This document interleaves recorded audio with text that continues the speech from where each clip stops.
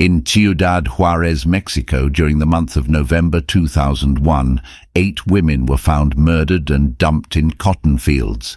These killings appeared to be part of a decade-long wave of kidnappings and murders that had reportedly claimed nearly 200 victims. Since 1993, 50 bodies had turned up, and dozens of men had been interrogated in this border town across from El Paso, Texas, but the murders continued. Many victims were young women who worked in assembly plants that supplied the U.S. In 1998, a women's group from Mexico City brought media attention to the fact that nothing was being done about these murders. Authorities contacted Robert Ressler, criminologist and former FBI profiler, to get help narrowing down suspects in their investigation and to train their task force in the psychology of serial killers. Ressler went over all the documentation and concluded that not all of the murders were linked by similarities. They were talking in excess of 100 women at the time, he recalled, and saying that someone was running amok and had killed them all. When they sorted all the cases out, they ended up with 76 homicides of concern. Ressler did a preliminary VICAP assessment and determined that a number were connected and a number were not. Some suspects were clearly family members and some were gang members. They had one guy in custody, an Egyptian national named Sharif, who had a horrendous record in the United States for rape and assault, and when he was run out of the country, he started up again in Mexico. He was charged with a dozen homicides, but convicted in only one. Ressler also believed that some of the murders were done by people, possibly a team coming over the border from El Paso, so they also met with the El Paso police to get their cooperation. Ressler set up a surveillance of the buses that let young female workers off at night. He went behind the buses with cops and saw that they were dropping these women in dark locations. Anyone interested in abducting them just had to follow the buses. Some of the bus drivers knew the routes, and they could easily come back later when they weren't driving to get these girls. The following year, 5 bus drivers were arrested for 13 of the murders and disappearances, and became suspects in 5 others. In the most recent spate of killings, it was bus drivers once again. A witness identified a man he had seen dumping a body in the same field, where 7 others were then found. That led to the arrest of 2 bus drivers, Victor Uribe and Gustavo Gonzalez, who both confessed to kidnap, rape and murder. One even said that he had killed 3 more, although those bodies were not located. Together, these 2 men would get intoxicated, and when they spotted a vulnerable woman, would force her into their van to rape and kill her. While crime shows on television generally indicate clear patterns in serial homicide, criminal profiling can be complicated by many factors, and only those with experience could come into a crime scene of such magnitude and provide helpful assistance. Most people first heard about the FBI's Behavioral Science Unit, the BSU, from the movie or book by Thomas Harris, Silence of the Lambs. Unit Director Jack Crawford was influenced to some extent by talks that Harris had with Supervisory Special Agent Ressler, who had learned the psychological principles involved in profiling from pioneers Howard Teeton and Pat Mullaney. They were the original team that dealt with profiling and crime scene assessments, Ressler explained. They started organizing people for this program in 1969, and when the FBI Academy opened in 1972, that's when the unit really got established. Ressler joined them in 1974. This was 4 years after he had come into the FBI. After he'd served 8 years in the Army, from 1962 to 1970, he went to graduate school at Michigan State University. Ressler was then recruited by an agent in the Lansing office who ended up becoming the assistant director at Quantico. When they opened the academy, they had different departments like a university, and I was recruited into the Behavioral Science Unit, which dealt largely with instructing those people who came to the academy as students. He remained with the BSU for 16 of his 20 years at the FBI, retiring in August of 1990. By that time, he had introduced several programs that contributed to the development of the National Center for the Analysis of Violent Crime. Then, in 1985, he became the first program manager for VICAP, the Violent Criminal Apprehension Program. The concept for VICAP was to collect information about solved and unsolved homicides, specifically those that were serial, random, or involved in abduction. The database also included information about missing persons where foul play was strongly suspected and unidentified dead bodies in which the manner of death appeared to be homicide. Local and international law enforcement agencies could connect to the growing database and either provide further information or utilize the information stored there to help solve their own crimes. Even after Ressler retired, he continued to offer workshops in criminology, served as an expert witness, and introduced the VICAP system to other countries, including Japan, South Africa, and Poland.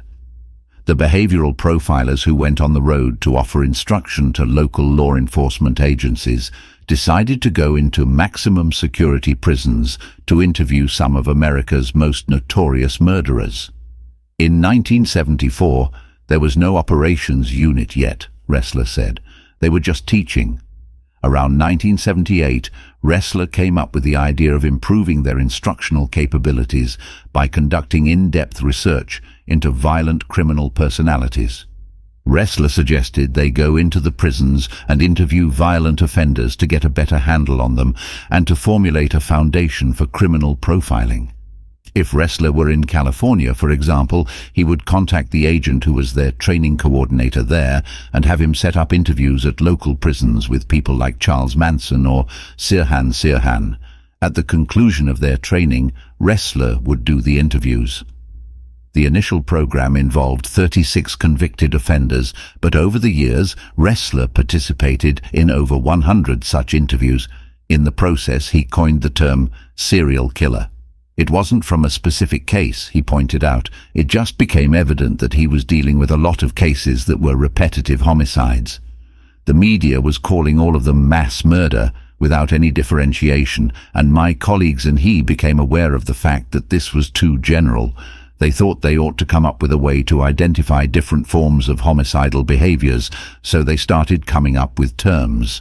Serial became more or less self-evident because he'd been to England, and there they called repetitive crimes crimes in a series, or series crimes. He didn't want to just lift the British term, but he was thinking along those lines. When he was a kid, he'd go to the movies and they'd watch these 10-minute serial adventures that they used before the main feature, and it took several weeks to play out the story. So from that, he started calling these crimes serial crimes. The goal of the interviewers was to gather details for a database about how murders were planned, how murders were committed, what the killers did afterward with the body, what they did and thought about once they left the crime scene or dump site. From compiling information from the many cases, the interviewers learned patterns of an offender's values, the development of sexual homicidal fantasies, patterns of an offender's thinking processes, levels of recall of the crime, degree of an offender's sense of responsibility, the evolving of MO from experience, the nature of ritual at the crime scene. To make the interviews as detailed as possible, the agents researched as much as they could find out about a particular killer. That way they could establish a focused interest in the target subject. Focus conveys respect, which generally helps to establish rapport and get results. It was important, they knew, to understand the subject's world and to go into it without judgment about the crimes committed. The point was to get information, and all project participants were to keep that as their primary goal. Among those killers who made the list, Ressler included one who had influenced him in childhood, William Heirens. In December 1945, at the age of 16, Heirens broke into an apartment on Chicago's North Side to steal something. Confronted by Frances Brown, 33, he shot and killed her. Then he found a knife and stabbed her. He tried to wash her off and then wrote on the mirror in lipstick, "For heaven's sake, catch me before I kill more. I cannot control myself." Even as a kid, he had been interested in law enforcement, Ressler recounted. He'd play cops and robbers, and since his father worked for the Chicago Tribune, he would bring home the newspaper. He learned that there was a killer loose in Chicago who was killing women and leaving writings on the wall, so he started following it. Before he was identified, he conjured up a game with other kids to form a detective agency. They had cap guns and cameras, and they'd follow neighbors around and conduct crime scene examinations to find the lipstick killer. They got old tubes of lipstick from their mothers and wrote things on the walls. They did this every day, and at the end of the day, they'd meet together to compare notes. Then, when the thing concluded with Heirens' arrest, they all congratulated themselves on their part in the investigation that caught the killer.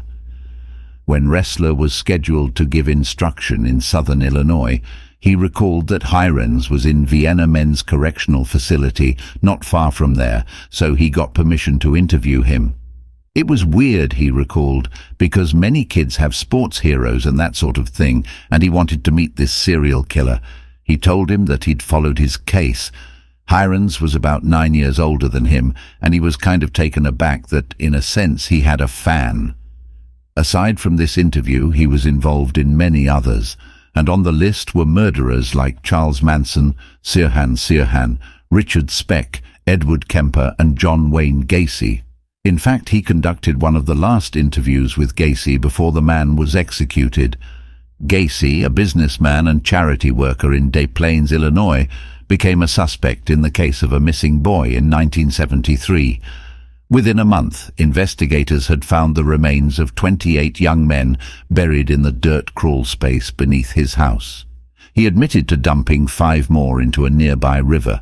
When tried for these murders, he used an insanity defense, and one of the psychologists who examined him claimed that he'd experienced 33 separate cases of dissociated compulsion, otherwise known as irresistible impulse.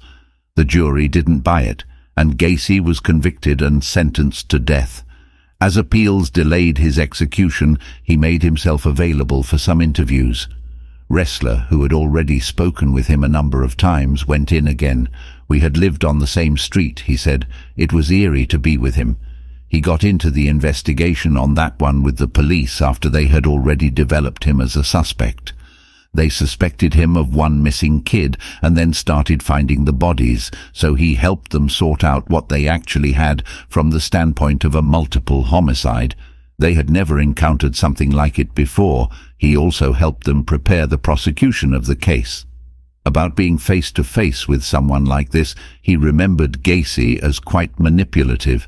Yet he was gregarious and outgoing enough in the many interviews he had with him that even in his attempts to manipulate, he revealed a great deal of his personality and his patterns and motives.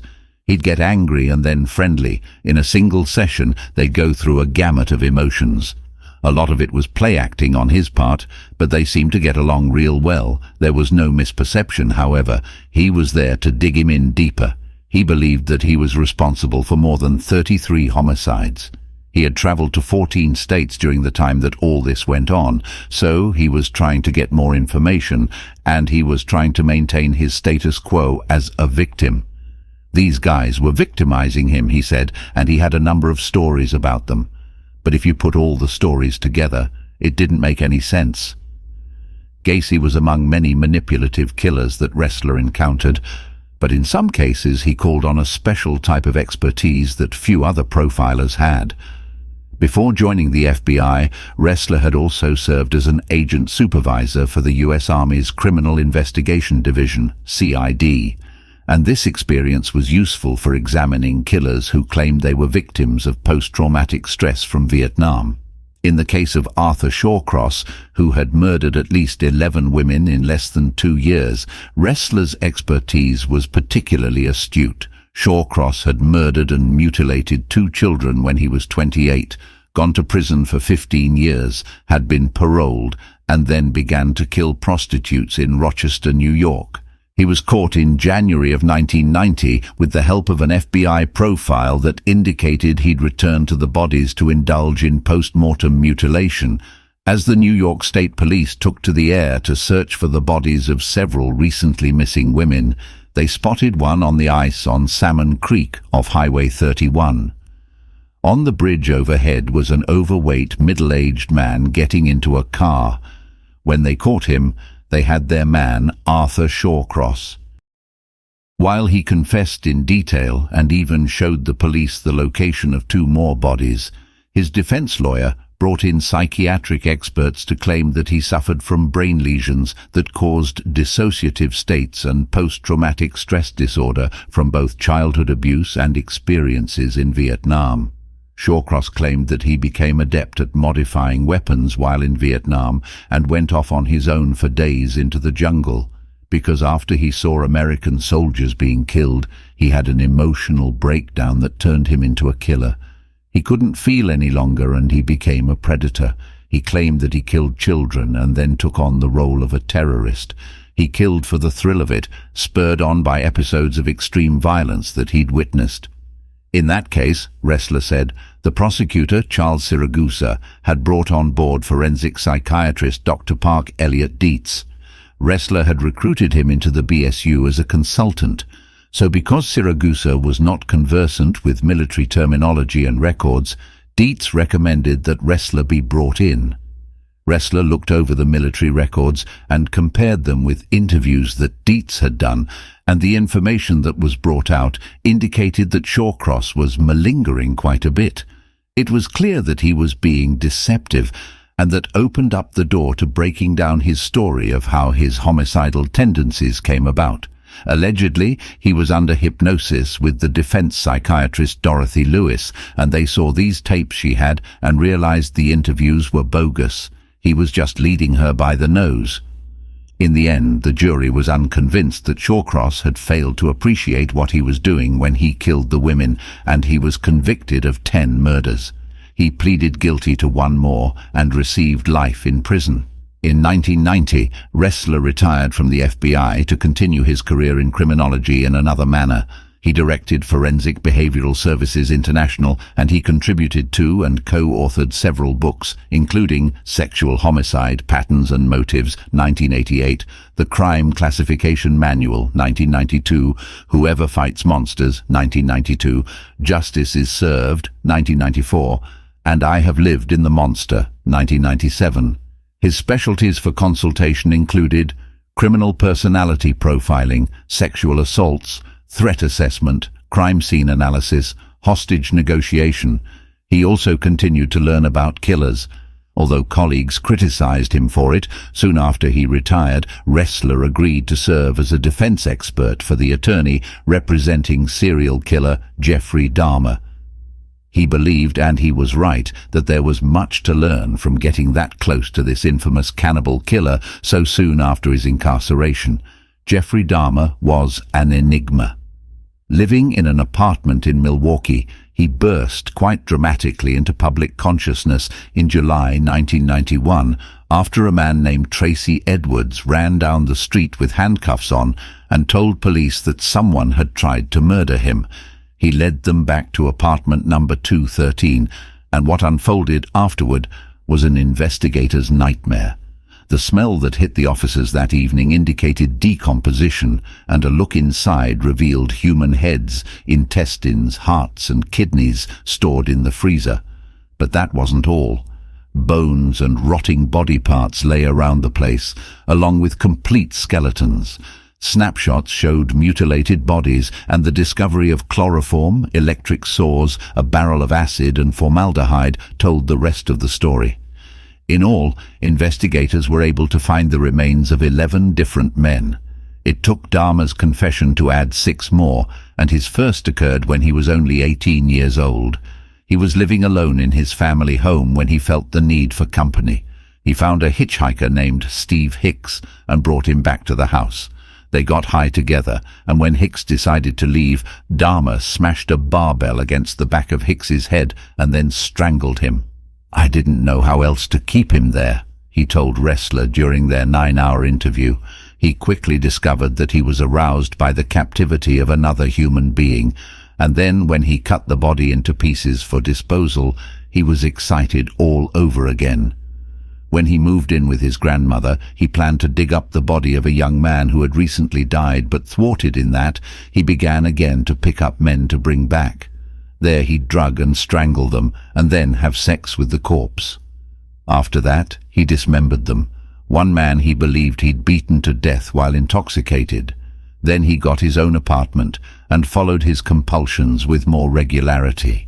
In an effort to create zombie-like slaves, compliant and without intellect, he tried drilling holes into the heads of his unconscious victims and injecting acid or boiling water into their skulls. One man actually walked mindlessly out the door but was soon retrieved. He also tried to cut off the faces of his victims and keep masks, but was unable to preserve them correctly. While he was careless at times, so were the police, so he managed to get away with murder again and again, until he was finally stopped. When defense attorney Jerry Boyle asked for an expert opinion, Ressler made it clear that while he was free to work for either side on a given case, he would not take one on that made him uncomfortable. The agreement I had with Jerry Boyle was that he was not trying to get Dahmer off the hook and released back into free society. The best that would happen was that Dahmer would spend the rest of his life in a mental institution. In fact, if he were cured there, Boyle was holding back some of the homicides where Dahmer could be considered sane, so that if he were freed, he would have to go back to court and be prosecuted for those other cases. It was a foolproof defense that served Dahmer's interests as a mentally ill person and at the same time served society's interests. So I went along with it because toward the end of his murders, I believed he was mentally ill where he was not in the beginning. Over the course of his 17 homicides, he showed some decompensation of his mental state. He was organized at the beginning and became disorganized at the end. With that in mind, my task was to interview him at length and give Boyle a report. It was worth it for me just to learn more about this type of behavior. Even as Ressler broadened his expertise domestically, he was also called into cases abroad, and one he remembers well involved a serial killer whose violence exceeded many of the more notorious murderers in the US. Between July and October 1994, 15 bodies of females who were in their 20s were found in South Africa, near the Pretoria, Johannesburg suburb of Cleveland. All had been raped and strangled. All were openly displayed, and the killer had removed personal items from the scene. Most of the victims were commuters, unemployed, or students. A man was identified as the offender, but when 15 more bodies turned up the next year in another remote suburb, Attridgeville, it was clear that the real killer was still at large. 7 months later, another cache of bodies was discovered near Boksburg with the same MO, but dumped closer together, and these three groups of victims came to be dubbed the ABC killings after the areas in which they'd been found. They had over 40 homicides that they believed were connected, Ressler reports. There was a psychologist named Mickey Pistorius who was working as a volunteer with the South African Police Service. Since they had no expertise on multiple violent homicides, she got them interested in bringing me over. Ever since apartheid had shut down, there had been a certain lack of control by the police because they were pulling back on their oppressive posture, and after years of oppression, some people went a little overboard. Their murder rate exceeded the United States, and we have one of the highest in the world.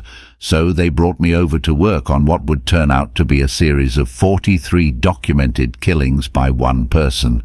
We laid out some of the basics and he was caught, so that was a success. One thing Ressler and the newly trained task force did was return to the crime scenes to see what they could determine about the killer's behavior, and it became clear that he, or they, had returned to the bodies. There was also evidence from one site to the next of escalation and developing expertise. Ressler deduced that the offender was familiar with the areas, had done prior surveillance, and had grown arrogant. He was also probably luring victims rather than attacking them by surprise. The resulting profile was detailed, but included the fact that the offender was black, owned a vehicle, appeared to be well off, but was young and had a strong sex drive. Ressler believed he would soon begin contacting the police or newspapers, which in fact he did. An anonymous caller claimed that he was doing these murders because he'd once been falsely accused of rape and prison had ruined him. When police finally caught him, he turned out to be Moses Sithole, a 31-year-old youth counselor. While Ressler consulted on cases like this, he also worked hard to bridge the gap between psychiatry and law enforcement, and toward this end, he brought 2 associates into his company. He called them the new generation of profilers, and it was clear that they brought a different perspective. Ressler was a criminologist in private practice for consultation and expert witness services. He had 2 associates, Dr. Thomas Mueller, chief of the Criminal Psychology Service within the Austrian Federal Ministry of the Interior, and Dr. Christi Kokonos, a forensic psychologist. Dr. Mueller was trained in the Federal Police School in Innsbruck, Austria, and became a member of the SWAT team. He then acquired graduate degrees in psychology.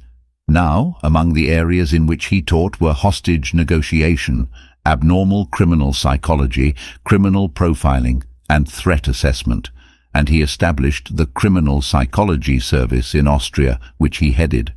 He had also worked together with Ressler to train other investigators abroad, notably in Poland, Germany, South Africa, and the UK. Dr. Kokonos consulted with state and local police departments in Pennsylvania on child abduction, homicide, rape, and autoerotic fatalities. She sought to promote an interdisciplinary approach to forensic science through the integration of investigative techniques and psychological research. In Camden, New Jersey, she worked at the Riverfront State Prison on psychological and parole evaluations and did risk assessments on sexually violent predators. The original FBI project to study violent offenders had the goal of understanding the fantasy structure that motivates the serial and sexual killer. Ressler and his associates continued to examine this phenomenon with the infusion of insights from psychology, with the hope of developing a more standardized body of knowledge. For years, Ressler lectured to psychological groups to explain the FBI's system and to encourage professionals to work with it. For that, he received several prestigious awards and was granted an assistant professorship in psychiatry at Georgetown University. The original profilers pretty much emanated from the behavioral science work at Quantico, he explained, and it spread from law enforcement to the academic. By bringing in Dr. Park Dietz and others like him, we started spilling it over into the professional community, and where psychiatry had initially been at odds with the FBI approach, a lot of mental health professionals then got on board. Over the years, the forensic community has pretty much accepted what we were doing in behavioral science and absorbed it.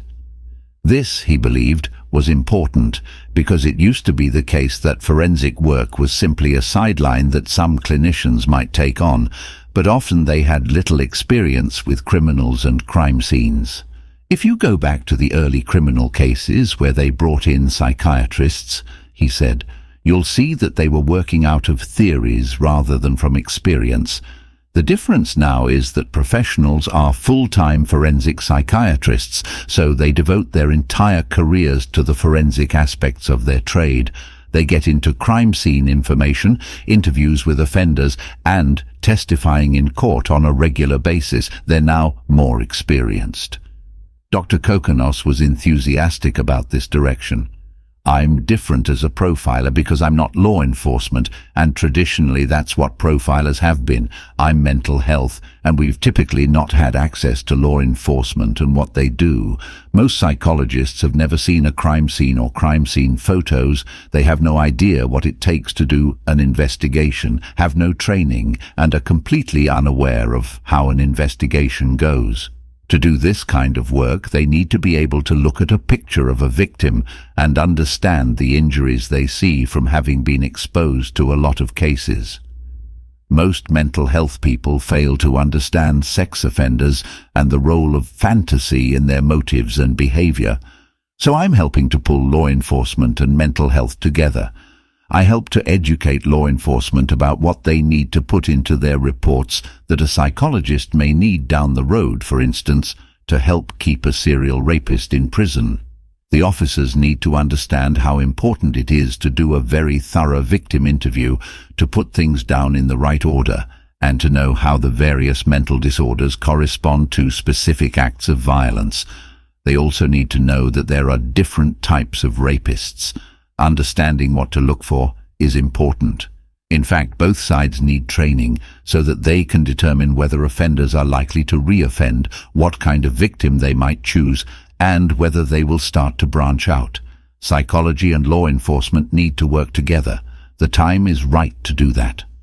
As she moved more deeply into this arena, Kokkinos relied on Ressler in a supervisory capacity. In one incident, as a test, they did their profiles separately and then compared them.